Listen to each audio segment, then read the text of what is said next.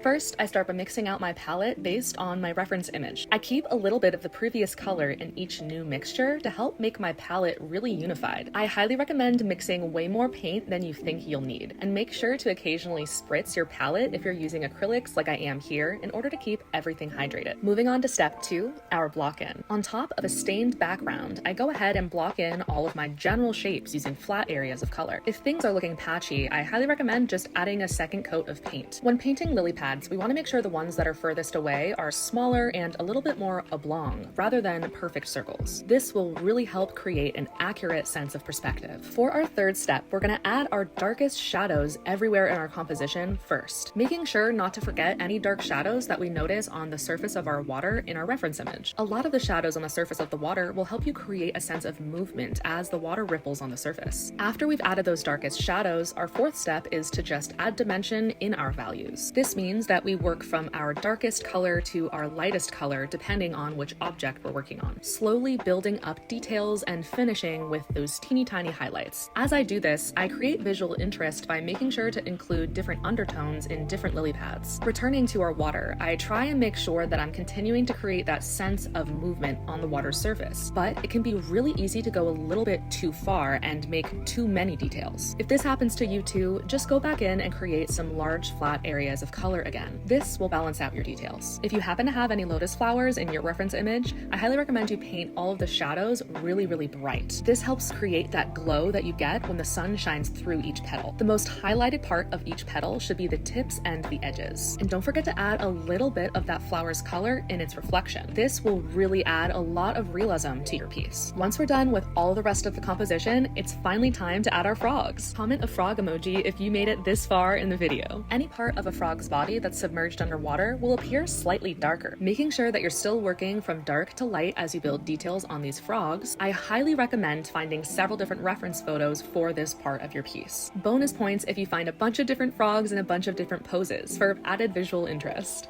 And most importantly, don't forget to sign your painting at the end. And voila, we have our masterpiece. I hope you guys loved this tutorial, and if you want to buy prints of this piece, I do have them available on my website. Love you!